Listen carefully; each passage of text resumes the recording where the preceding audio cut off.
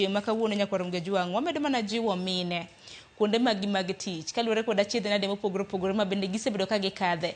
Ere kaka ginyalo bedo ka gikedo gi achiedhnade makamagi mano mar bedo kod ngima makare. Judith, nwatwak ahinya kaluwore kod weche mago motenore kod kaka ijiwo mine kuonde mag tich. Aparo ni wach machielo ma nyaka wamul nikech koro mae ma koro bro iwacho ni bro bedo ka en wach malach ahinya ma bende koro bro bedo kwa lose okang' mar ariyo.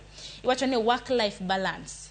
Joma mine, wan mine kuma watiye donge kuma intiere samoro in nyamine ng'ato, in chi ng'ato, ung'e gik mwalose. Koro ere kaka wanyalo wacho ni wanyalo balance work life gi joma miyo. Judith, acha kodi ahinya gi paro mane mabede dichiwo.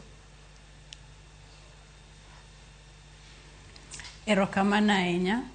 Work life balance en gima tek ahinya kuom joma mine nikech miyo ni ot toke kucho range e tich kae onego bed notiyo.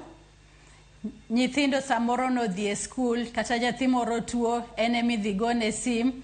Nitiere samoro dagi bende en. So miyo en dhano moro man gi weche mang'eny kabisa. Omiyo wakwayo joma chuo mana kaka nyaoda nowacho ni mondo joma chuo o support joma mine.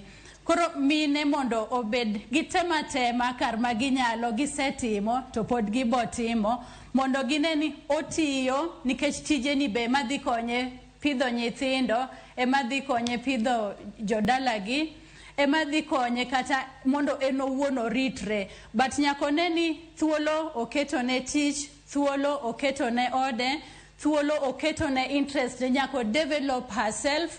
To yweyo bende dhano nyaka ywe. Koro thuolo moro be nyako neni oketo mondo oywe, del onge ga spare part. Koro kiko beda en fatigued, en tich, en nyithindo, odhi e puodho nikech yudo ni puodho be gimora mora miyo nyaka ne kaka timo mano.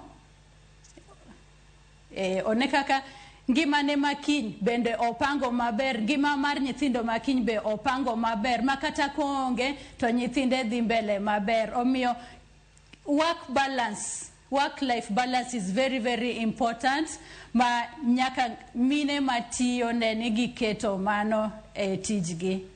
Kik gibede side achiel ahinya ne en tich kende kata en ot kende bomiyo okodhi tiyo maber. Koro nyako balance kako timo gigi. Mine man gi nyithindo mayom bende wakwayo migepni ni oketnegi flexible work arrangements mondo migine kaka gitiyo to nyithindgi matindo ka bende orite yo makare eka paro mar miyo beto e tich motiyo ni eko bet gi kwe kong'eyo ni toke kucha nyathine dhi maber to tich bende nyako ti maber. Erokamano ahinya kuom paro. Adwa wacho ni nitiere gimoro miluongo Dede mbele Judy. Nitiere gimiluongo ni motherhood penalty. En akwede miketo ne joma mine kuonde magitiye. Mine ineno irango gi negatively. Gin joma ok nyal, gin jok ma ineno ni ok ginyal tiye yo makare, be kata networks magikele i tich onge. Adwa wacho ni mano ok en gima kare. Joma mino nego mi thuolo kakimiyo joma chuo kar tich.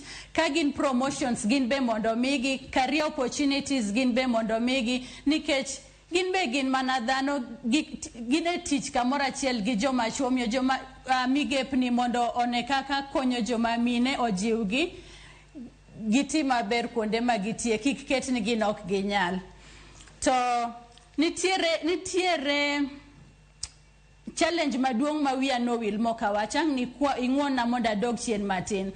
Chuo mondo o support joma mine. Iboyudo ni nitiere mine ma igoyo nikech ok ginyal nyuol. Nitiere joma mine ma dagi nyiso wuode mondo onyuom nyako moro nikech ok onyal nyuol.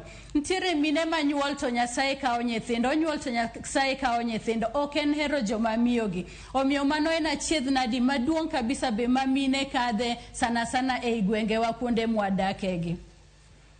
Erokamano ahinya Judy.